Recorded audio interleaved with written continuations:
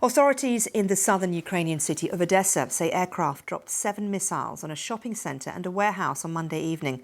The city's streets were empty because of a curfew. One person is believed to have died and 5 others injured and taken to hospital.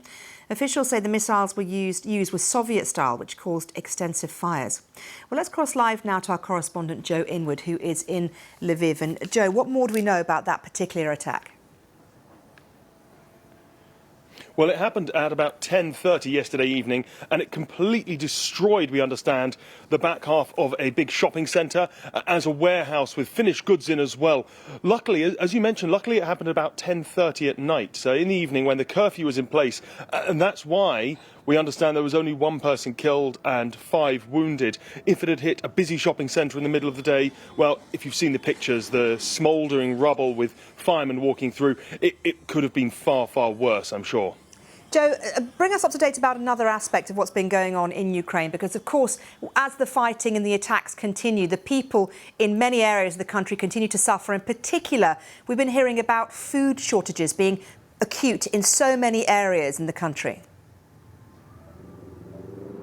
Yeah, absolutely. I mean, but I think in terms of food shortages, there was quite an interesting kind of set of developments yesterday, not regarding food shortages inside the country, but outside the country. Now, Ukraine is a huge exporter of grains, of wheat, of maize, of corn.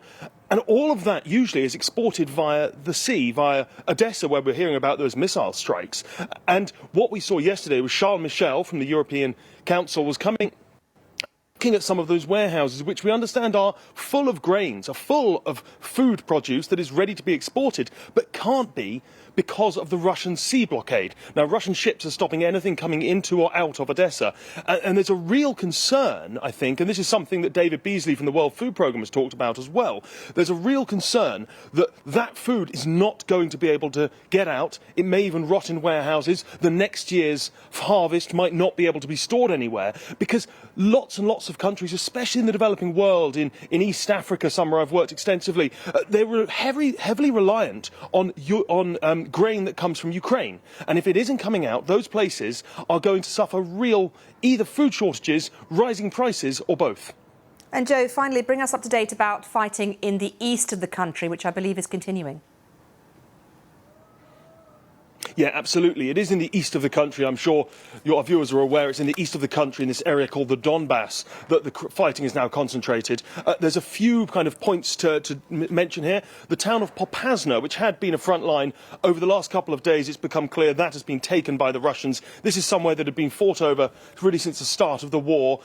Footage came out yesterday showing Chechen fighters with a large flag shouting Allahu Akbar and celebrating taking the town. But in the north, so there have been Ukrainian counter-offences around the city of Kharkiv. This is a crucial city, and they believe they're pushing the Russian forces back, even attempting to threaten supply lines that would lead into the Donbass.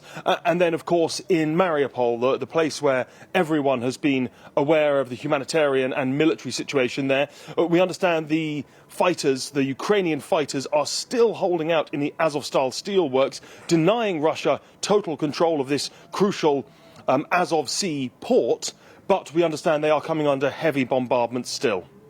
Joe, thank you very much for the update. Joe Inwood there, our correspondent in Lviv.